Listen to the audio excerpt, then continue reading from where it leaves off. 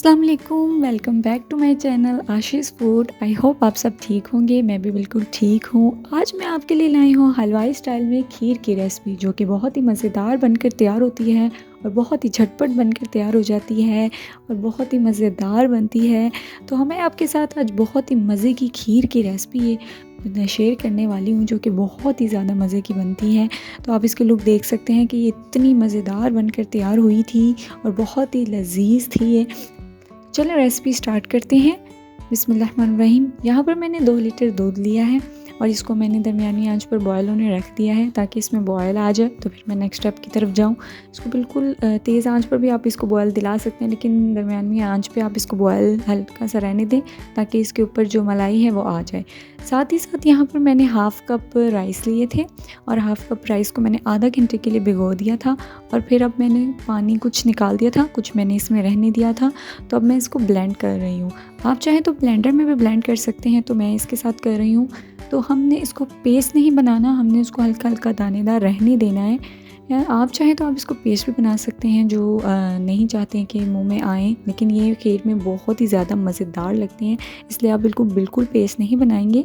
मैं इसको थोड़ा थोड़ा दानेदार रहने दूंगी इसी के अंदर। और ये राइस का ही पानी है, तो इसलिए इसको फेंकने की कोई ज़रूरत नहीं है, मैंने थोड़ा सा रहने दिया था। तो अब यहाँ पर ये मैंने इसको ब्लेंड कर लिया था और ये इतने थोड़े से बारीक से दानेदार इसको रहने दिया था।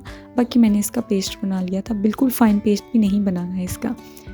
तो यहाँ पर देख सकते हैं कि दूध जो है ना वो काफ़ी पकना तैयार हो चुका है। तो जैसे ही आपको लगे कि दूध जो है ना उसमें बॉयल आना शुरू हो जाए और मलाई ऊपर आना शुरू हो जाए, तो आप इसमें ये जो मैंने चावलों का पेस्ट तैयार किया था वो इसमें आप शामिल कर दें। आहिस्ता आहिस्ता करिएगा, एकदम से मत करिएगा, नहीं तो अंदर गुठलियाँ सी बनना शुरू हो जाएंगी, जो कि बाद में मुँह में आती हैं और बहुत बुरा जायका आता है। तो इसलिए आहिस्ता आहिस्ता डालिए और मुसलसल इसको हिलाते रहना है ताकि ये लम्स भी ना बने और खीर अच्छे से बन जाए। तो आपने इसको डालकर फिर उसको बिल्कुल भी नहीं ऐसे छोड़ना आंच पर, आपने इसको मुसलसल हिलाते रहना है। तो ये मैं यहाँ पर हिलाती जा रही हूँ जब तक कि वो चावल का पेस्ट अच्छी तरह मिक्स ना हो जाए इसके अंदर, और ये गुठलियाँ जो बन जाती हैं अक्सर, जो ताकि वो ना बने। तो इसलिए हम इसको मुसलसल हिलाते जाएंगे जब तक कि वो चावलों का पेस्ट इसमें अच्छी तरह से मिक्स नहीं हो जाएगा। तो जैसे ही वो अच्छी तरह मिक्स हो जाए, तो यहाँ पर मैंने 1 पैकेट मिक्स फिरनी का डाल दिया था। आप चाहें तो इसको स्किप भी कर सकते हैं, लेकिन ये बहुत ही मज़ेदार सी बनकर तैयार हो जाती है, तो हम इसको ज़रूर मैं ऐड करूँगी। तो ये मैंने 1 पैकेट मिक्स फिरनी का ऐड कर दिया है। तो यहाँ पर फिर अब मैं अच्छी तरह इसको अब हिला लूँगी, अच्छी तरह इसको पका लूँगी अब मैं दरमियानी आंच पर, ताकि ये सब चीज़ें अच्छे से मिक्स हो जाएं और ये मज़ेदार सी खीर बनकर तैयार हो जाए। साथ ही साथ जो मेरे चैनल पर न्यू आए हैं वो मेरे चैनल को सब्सक्राइब कर लें, बेल आइकन को प्रेस कर लें, ताकि हर आने वाली वीडियो आप तक ज़रूर पहुँच सके। यहाँ पर ये देख रहे हैं आप लोग, ये हल्की हल्की गाढ़ी होना शुरू हो चुकी है। जब मैंने चावलों का पेस्ट शामिल किया था तभी हल्की हल्की गाढ़ी हो रही थी, लेकिन इतनी गाढ़ी नहीं थी हुई। अब जैसे मैंने मिक्स फिरनी शामिल किए हैं और 2 से 3 मिनट के बाद ये देखें आप गाढ़ी होना शुरू हो चुकी थी। तो इसका मकसद है कि ये बिल्कुल बनना शुरू हो चुकी है। तो जो लोग तो पतली खीर पसंद करते हैं तो वो इस स्टेज पर आकर इसमें चीनी शामिल करके तो फिर इसको बंद कर देते हैं, लेकिन हम थोड़ी सी गाढ़ी पसंद करते हैं, तो इसलिए मैं इसको और थोड़ा सा पकाऊंगी ताकि अच्छे से बन जाए। फिर मैं यहाँ पर मैं इसमें 1 कप चीनी शामिल कर रही हूँ। आप अपने टेस्ट के हिसाब से चीनी ज़्यादा या कम कर सकते हैं। यहाँ पर मैंने इसे 1 कप यूज़ किया है 2 लीटर दूध में, तो आप अपने हिसाब से ऐड कर सकते हैं।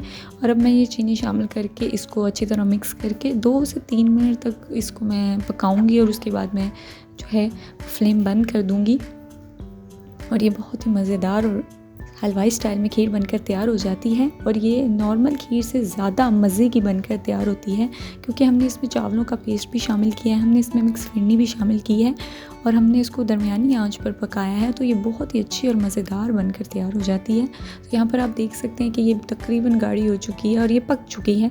अगर आप चाहें तो इस स्टेज पर आकर आप इसको फ्लेम बंद करके इसको डिश आउट कर सकते हैं, लेकिन मैं थोड़ी सी और गाढ़ी इसको करूँगी। और जब तक ये थोड़ी सी गाढ़ी हो रही, यहाँ पर ये देखिए मुझे ऐसा लग रहा था ये गाढ़ी होना तकरीबन शुरू हो गई थी और यहाँ पर ये बनकर तैयार हो चुकी थी। तो यहाँ पर मैं इसको डिश आउट कर रही हूँ और ये इतने मज़ेदार सी खीर बनकर तैयार हुई थी।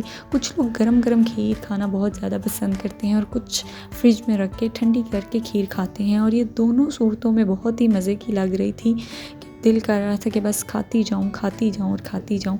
تو آپ بھی میری یہ ریسپی ضرور ٹرائی کیجیے گا اور مجھے کمنٹ میں بتائیے گا کہ آپ کو میری یہ کھیر کی ریسپی کیسی لگی۔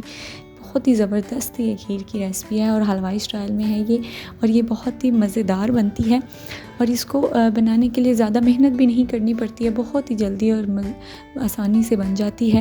تو آپ میرے چینل کو سبسکرائب کرنا نہ بھولیے گا، اور میرے آنے والی ہر ویڈیوز کو لائک اور شیئر ضرور کیے گا۔ تو پھر ملیں گے ایک نئی ریسپی کے ساتھ، تب تک کے لیے اللہ حافظ۔